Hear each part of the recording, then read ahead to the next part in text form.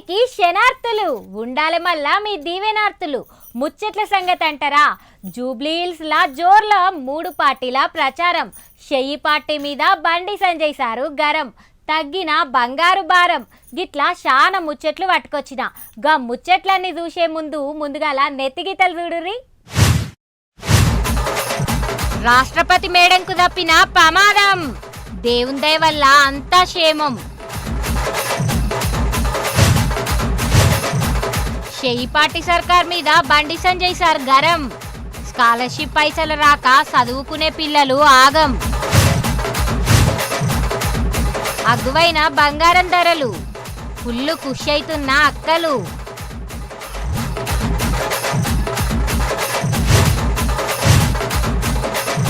కార్తీక మాసం పూట శివయ్యకు పూజలు, ఏ గుళ్ళ చూసినా కిటకిటలాడుతున్న భక్తులు. మనం బతకాలంటే గాలి ఎంత ముఖ్యమో చదువుకునే పిల్లలకు చదువు కూడా గంతే ముఖ్యం. మరి చదువుకోవాలంటే స్కూల్లో అన్నీ కరెక్ట్ ఉండాలి, కాలేజీలో కూడా అన్నీ కరెక్ట్ ఉండాలి. ఇప్పుడు పరిస్థితి ఎట్లున్నదంటే స్కూల్లో సరిగ్గా పంతులు లేరు, కాలేజీలకు పైసలు లేవు.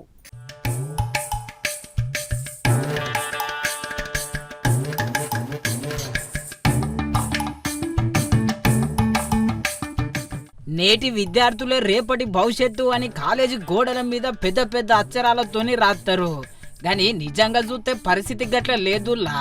రాత్రి బగళ్ళు బాగా కష్టపడి చదివి పాస్ అయిన పత్రాలు అడిగితే ఇంకా సర్కారు నుండి మీ పైసలు రాలే అని ముఖం మీద అంటున్నారు కాలేజీల్లో. సర్కారుకు నడమ కాలేజీ పెద్దల నడమ పాపం చదువుకునే పోరలు ఆగమైతున్నారు. ఈ ముచ్చట మీద బండి సంజయ్ సార్ అయితే షెయ్యి పార్టీ మీద మస్తు గరం అయ్యిండు. మరి ఏమంటున్నాడో ఈనుండ్రి. ఇలా ఇచ్చిన మాట తప్పింది మీరు. ఇట్లా బిజినెస్ కమిటీ లేయాలంటే ఫస్ట్ మీ మీద వేయాలి. 6 గ్యారంటీలు ఇస్తా అని చెప్పి మోసం చేసింది మీరు. 100 రోజుల్లో హామీలు ఇస్తాను మోసం చేసింది మీరు. ఇలా మీ మీద ఎవరు కమిటీ వేయాలి? ఇలా ప్రజల్లో ఏం చర్చ జరుగుతుంది? కాంగ్రెస్ పార్టీ ప్రభుత్వం మీద పూర్తి వ్యతిరేకత ఉన్నది. అందుకే స్థానిక సంస్థల ఎన్నికలు పెడతలేరు మీరు. కాబట్టి ఇలా యాజమాన్యాలను బ్లాక్ మెయిల్ చేసి బెదిరించే ప్రయత్నం చేస్తే 100% భారతీయ జనతా పార్టీ వాళ్ళకి అండగా ఉంటుంది. విద్యార్థుల భవిష్యత్తును కాపాడాలని చెప్పి నేను కాంగ్రెస్ పార్టీ ప్రభుత్వాన్ని డిమాండ్ చేస్తున్నా. మీరు వాళ్ళు ఫీజు రియంబర్స్మెంట్ అడిగితే మీరు సమయం ఇచ్చిర్రు, చర్చలకు వచ్చిర్రు, సమయం విరమించిర్రు, మళ్ళా సమయం ఇస్తా అన్నప్పుడల్లా మీరు ఇదా అంటే సార్ బెదిరింపు ధోరణి. మీ బెదిరింపు ధోరణులకు భయపడే ప్రసక్తి లేదు. నేను యాజమాన్యాలను కోరుతున్నా, మీకండగా భారతీయ జనతా పార్టీ ఉన్నది. విద్యార్థుల భవిష్యత్తు మాకు ముఖ్యం. ఇలా పేద విద్యార్థుల భవిష్యత్తు రోడ్డు మీద పరిస్థితి వచ్చింది. విన్నారు కదా, ఎట్లయినా కాలేజీలకు పైసలు రిలీజ్ చేయాలి అని చెప్పి గరం కాబట్టి అటెనక కాలేజీల పరిస్థితి గిట్లుంటే పాపం ఎన్నో దినాల సంధి దావకండ్ల ఆరోగ్యశ్రీ సేవలు ఆగిపోయినాయి అని గీ తీర్ల చెప్పుకొచ్చిండు.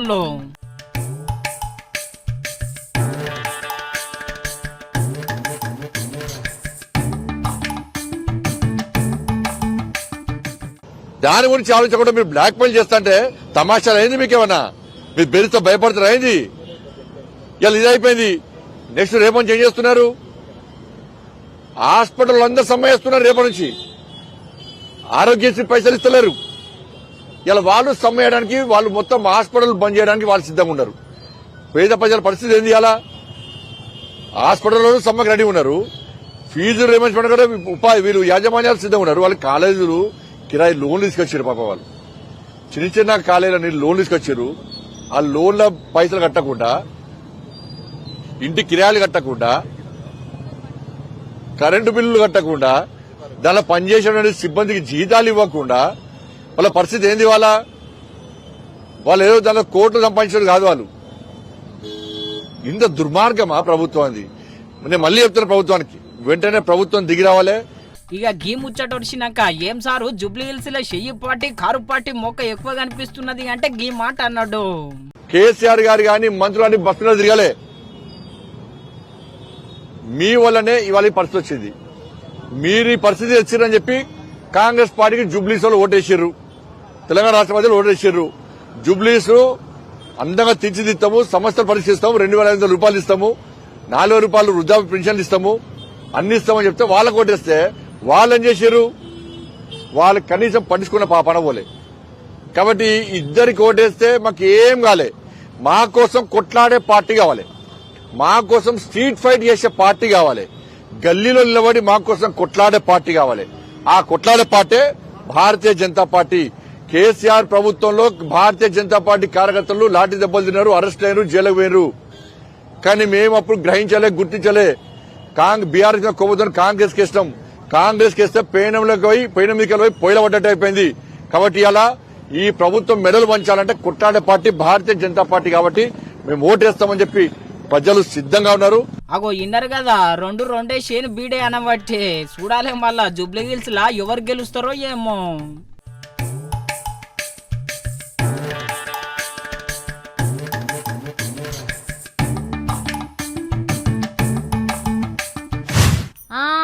నిన్న జూబ్లీ హిల్స్లా నామినేషన్లు ఒడిచినాయో లేవో గియాల పార్టీల ప్రచారం జోరందుకున్నది. పువ్వు పార్టీ ఒక దిక్కు, కార్ పార్టీ ఒక దిక్కు, చెయ్యి పార్టీ ఒక దిక్కు, ముగ్గురు 3 జాగలలో ప్రచారం చేస్తున్నారు. ప్రచారం ముద్దుగానే ఉన్నది కానీ ఒక్కరికొక్కరు తిట్టుకుండే అస్సలు బాగలేదు.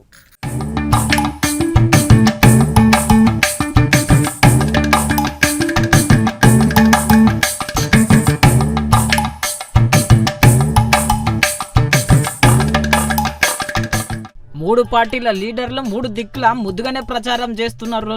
మొన్నటి దాకా పువ్వు పార్టీ ప్రచారం జర సప్పగుంటే నిన్నటి సంధి ఊపందుకున్నది. ఇలా పొద్దుగల్లా జూబ్లీ హిల్స్ ప్రచారం బాట పట్టిండు తెలంగాణ బీజేపీ పెద్ద. ఉట్టిగా ఇంటింటికి తిరిగి ప్రచారం చేసుడే గాదుల్లో కూరగాయలమ్ముడు, ఇస్తిరి కొట్టుడు, షాయి పెట్టుడు, దోశలేసుడు, ఆఖరికి గిట్ల కారు పార్టీని చెయ్యి పార్టీని తిట్టుడు. పైన ఉన్నటువంటి హై టెన్షన్ లైన్స్ కానీ ఈ యొక్క డిమాండ్ అనేక సంవత్సరాలుగా ఈరోజు ఈ యొక్క ప్రజలకు మిగిలిపోయినటువంటి ఒక కోరిక. అయితే హై టెన్షన్ అనగానే నాకు రామంతపూర్లో మొన్న జరిగినటువంటి ఒక సంఘటన గుర్తొస్తూ ఉంది. ఛత్రపతి శివాజీ సంబంధించినటువంటి ఒక మన శ్రీకృష్ణ భగవాన్ సంబంధించినటువంటి ఒక ర్యాలీ పోతూ ఉంటే, రథం పోతూ ఉంటే హై టెన్షన్ వైర్ నుంచి వారికి ఇంకో వైర్ వచ్చి ఆ మొత్తము 6 చనిపోవడం జరిగింది. మరి ఇటువంటి పరిస్థితి ఈరోజు హైదరాబాద్లో ఉందంటే దానికి కారణము బీఆర్ఎస్ ప్రభుత్వము, ఇప్పుడున్నటువంటి కాంగ్రెస్ ప్రభుత్వం. మరి అదే ప్రమాదము యూసుఫ్గూడలో, అదే ప్రమాదం జూబ్లీ హిల్స్లో, అదే ప్రమాదం యొక్క యాదగిరి నగర్లో కూడా జరుగుతూ ఉంది. మిత్రులు చెప్తా ఉన్నారు, సరే నిన్న రాత్రి వాన తక్కువ పడింది, 2 రోజులు వాన పడితే యాదగిరి నగర్ కూడా సగం మునిగిపోయేటువంటి పరిస్థితి మనం చూస్తూ ఉంటాం. మరి 10 సంవత్సరాలుగా బీఆర్ఎస్ ప్రభుత్వం ఏం చేసింది ఈ ప్రాంతానికి అని అడుగుతా ఉన్నాను. కాంగ్రెస్ పార్టీ 2 సంవత్సరాలు అయింది వచ్చి ప్రభుత్వంలో ఈ నగరానికి కానీ ఈ ప్రాంతానికి కానీ ఏం చేసిందని చెప్పేసి అడుగుతా ఉన్నాను. కేవలం వాళ్ళకి అభ్యర్థులు లేక ఈరోజు ఎంఐఎం దగ్గర నుంచి అభ్యర్థి తీసుకొని మా అభ్యర్థిగా చెప్పుకునేటటువంటి కాంగ్రెస్ పార్టీకి పరిస్థితి వచ్చిందంటే మీరు ఆలోచించండి ఒకసారి మిత్రులారా. ఈరోజు హైదరాబాద్ నగరం ప్రశాంతంగా ఉండాలంటే మజ్లిస్ రాకూడదు. మజ్లిస్ వచ్చిందంటే మత కొల్లాలు మనం మొదలవుతాయి. ఈ మజ్లిస్ పార్టీకి మొన్నటి వరకు బీఆర్ఎస్ సపోర్ట్ చేసింది. ఈ రోజు మజ్లిస్ పార్టీ కాంగ్రెస్ పార్టీ కలిసి వాళ్ళిద్దరూ ఎంత దూరం పోయినంటే మన భారత ప్రభుత్వానికి సంబంధించిన డిఫెన్స్ ల్యాండ్ కూడా ముస్లింల గ్రేవ్ యార్డ్కి ఇవ్వడం జరిగింది. తెలంగాణ బీజేపీ పెద్ద మనిషి ముచ్చట గిట్లుంటే నన్ను పక్క గెలిపిండ్రి, అసెంబ్లీలో జూబ్లీ హిల్స్ అవాజ్ వినిపిస్తా, సెంట్రల్కి వెళ్ళి మస్తు నిధులు పట్టుకొస్తా అని మనసులున్న మాట బయట పెట్టిండు పువ్వు పార్టీ అభ్యర్థి దీపక్ రెడ్డి సారు. అందరికీ నమస్కారం. ఈరోజు ఇక్కడికి విచ్చేసిన ఓటర్ మహాశయులకు మరియు భారతీయ జనతా పార్టీ నాయకులకు, కార్యకర్తలకు అందరికీ స్వాగతం. మీరు చూశారు నిన్న మన నామినేషన్ ప్రోగ్రాం, మనం ఒక్క పిలుపు మేరకు ఇక్కడ సోషల్ మీడియాలో ఒక చిన్న పిలుపు మేరకు ఏ విధంగా వచ్చారు అంటే దాన్ని బట్టి చూసుకుంటే మనకు అర్థమైపోతుంది భారతీయ జనతా పార్టీని ఇక్కడ. మరియు ఏ విధమైన డెవలప్మెంట్ లేకుండా గత 12 ఏళ్లుగా ఈ విధమైన పరిస్థితులు, వాళ్ళు ఎక్కడ చూసినా డ్రైనేజ్ పొంగుతూనే ఉంటుంది, ఎక్కడ కూడా వాటర్ ప్రాబ్లమే, అంతటా కూడా వాటర్ ప్రాబ్లం ఉంటే కిషన్ రెడ్డి గారు చాలా ప్లేస్లలో ఆయన సొంత ఎంపీ ఫండ్స్ నుంచి బోర్వెల్ చేయించారు, ఇక్కడ కమ్యూనిటీ హాల్స్ కట్టించాము. గిట్లా పువ్వు పార్టీ ప్రచారం ఉంటే చెయ్యి పార్టీ దిక్కెళ్ళి మంత్రి సీతక్క ప్రచారం చేసింది. ప్రచారం వచ్చినాక గిట్లా అరుచుకున్నది మళ్ళీ అవతల పార్టీలను.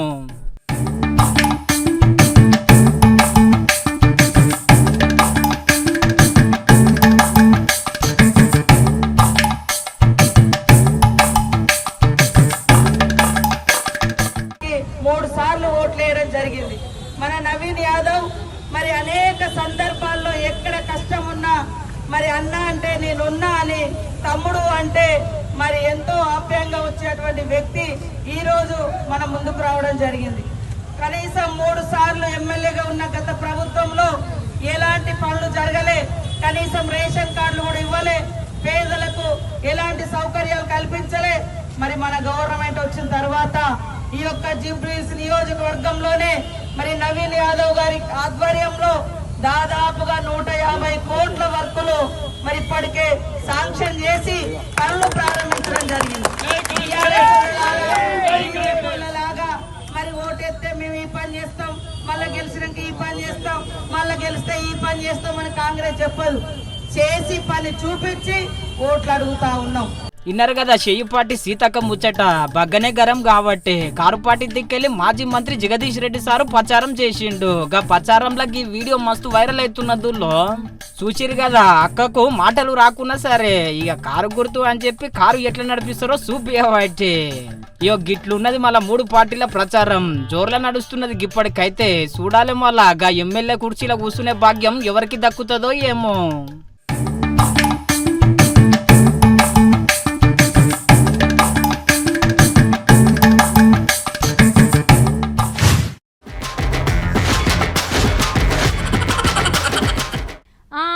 శివునాజ్ఞ లేదిదే సీమైన ఉట్టదంటారు. శంకర జరమ బాధలు బాపరా అని కార్తీక మాసంలో ఆ శివయ్యను భక్తులు కొలుస్తుంటారు. ఆ శివయ్యకు కూడా కార్తీక మాసం అంటే మస్తు ప్రాణం. భక్తులు కూడా ఆ శివయ్యను కార్తీక మాసంలో మస్తు భక్తితోని కొలుస్తారు. కార్తీక మాసం పూట ఏ గుళ్ళజూడు గిట్ల భక్తుల కిటకిటనే.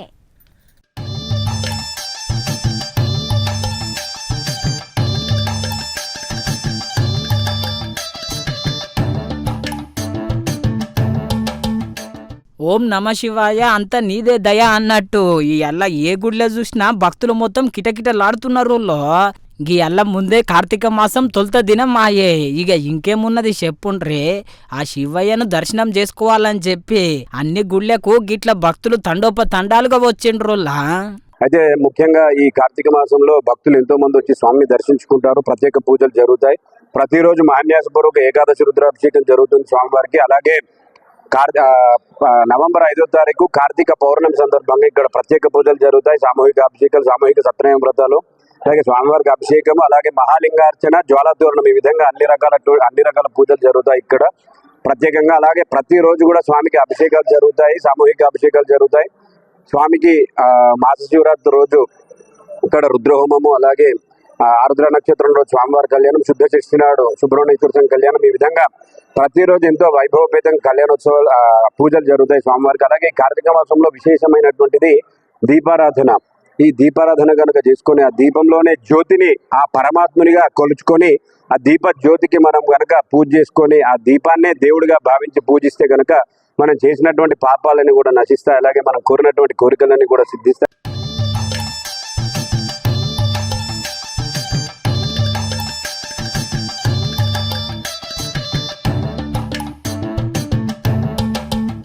భక్తులు గుళ్ళకొచ్చినాక ఉత్త ఉంటారా చెప్పుండ్రే. ఆ శివయ్యకు వ్రతాలు, పూజలు, అభిషేకాలు మస్తు పూజలు చేసిండ్రు. కార్తీక మాసం తొలుత దినం నాడు ఆ శివయ్యను దర్శనం చేసుకున్నందుకు మస్తు ఖుషి అయ్యిండ్రు చాలా మంది భక్తులు. ఎంతో పరమ పవిత్రమైనటువంటి కార్తీక మాసం ప్రారంభమవుతోంది. అన్ని మాసాల కల్లా శ్రేష్టమైన మాసం యొక్క కార్తీక మాసం. అన్ని దేవతల కల్లా పరమైన శ్రేష్టమైనటువంటి ఆ యొక్క పరమేశ్వరుడి యొక్క ప్రీతి కార్తీక మాసంలో భక్తులందరూ కూడా ఉదయాన్నే లేచి నదీ స్నానం ఆచరించడం వల్ల ఎంతో ఫలితం లభిస్తుంది. అలాగే ఈ యొక్క కార్తీక రాముని అనుగ్రహం పొందడానికి అందరూ కూడా నదిలో దీపాలు వదలడం, అలాగే దీపారాధన చేయడం వల్ల ఎంతో ఫలితం లభిస్తుంది. ఆ యొక్క పరమేశ్వరుడికి ఆ ప్రీతిమైన కార్తీక మాసంలో ఆ యొక్క పరమేశ్వరుడికి అభిషేకం చేయడం వల్ల ఎంతో ఫలితం లభిస్తుంది. భక్తులందరూ కూడా ఉదయం నుంచే స్నానాలు ఆచరించి దీపాలు వదిలి యొక్క పరమేశ్వరుడికి అభిషేకాలన్నీ జరుగుతూ ఉన్నాయి. అలాగే కార్తీక మాసంలో కార్తీక మాసో సమోదేవ అని చెప్పి పూర్వం శాస్త్రంలో చెప్పడం జరిగింది. ఇటువంటి కార్తీక పర్వదినంలో ఈ యొక్క దీపాలతో పాటు ప్రతిరోజు సాయంత్రం కూడా ఆకాశ దీపం అనేది కూడా ప్రారంభం పెట్టడం జరుగుతుంది.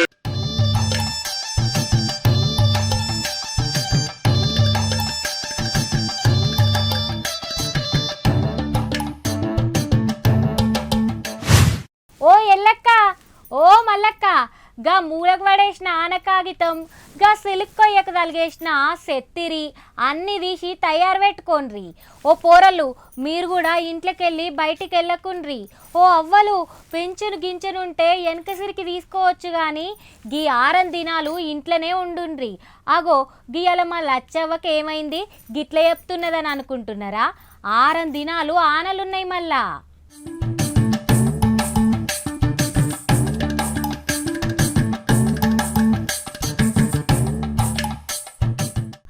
నిన్న మొన్నటి దాకా పిటాన పిరమున్న బంగారం ధరలు గియాల ఒక లెక్కకు వచ్చినాయి. నిన్న అమెరికా దేశంలో బంగారం ధరలు తక్కువైతే గియాల మన తాన బంగారం ధరలు ఎండి ధరలు తక్కువైనాయి. జంతర్ మంతర్ లెక్క అందరూ అవాకయ్యేటట్టు ఒకటే దినంలో 6,000 రూపాయలు తగ్గింది బంగారం ధర. నిన్న మొన్నటి దాకా 1,30,000 ఉంటే గియాల తగ్గుడుతోని 1,30,000 కిందికి వచ్చింది. కారం తగ్గినా ఘాటు తగ్గుతుందా అన్నట్టు 6,000 రూపాయలు తగ్గినా ఎక్కువనే. మంచి కార్తీక మాసం పూట బంగారం ధరలు తక్కువైనందుకు కొంతమంది అక్కలు మస్తు ఖుషీలు ఉన్నారు. అయినా బంగారం ధరలు గింతగానం ఉంటే పాపం చెయ్యిపాటి సర్కారు ఏడికెళ్ళి తెత్తదో తులం బంగారం ఆడబిడ్డలకు ఏడికెళ్ళి ఇత్తదో.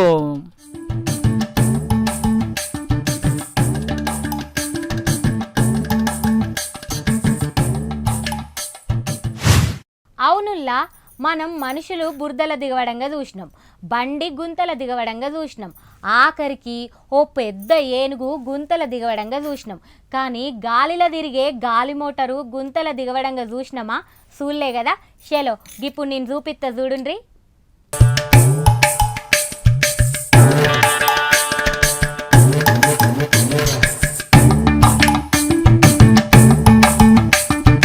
అగో పట్టుర పట్టు ఐలసా ఉడుం పట్టు అన్నట్టే ఉన్నది కథ. అగో జవాన్లు పోలీసోళ్ళు భద్రతా సిబ్బంది మొత్తం అందరు కలిసి హెలికాప్టర్ను ఎట్లా దొబ్బుతున్నారో చూడుండ్రే.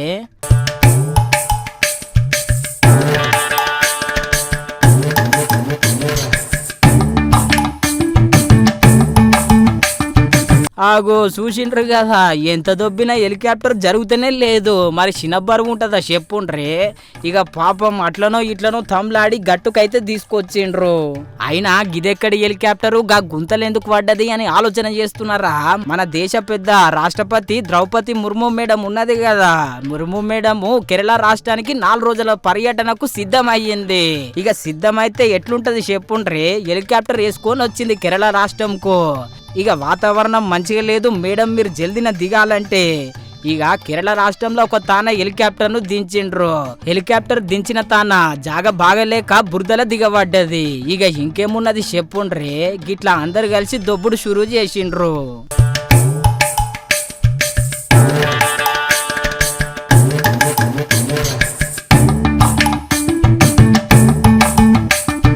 మన దేశ పెద్ద ద్రౌపది ముర్ము మేడం కైతే ఏం కాలేదు, అంత క్షేమమే. ఇప్పుడు ఈ వీడియో సోషల్ మీడియాలో మస్తు వైరల్ అవుతున్నది. మళ్ళా అయినా మనము ట్రాక్టర్ ను దొబ్బుడు చూసినాము, ఆటో దొబ్బుడు చూసినాము, ఆఖరికి డీసీఎంలను లారీలను దొబ్బుడు చూసినాము, కానీ హెలికాప్టర్ ను దొబ్బుడు గిదే ఫస్ట్ టైం మళ్ళా.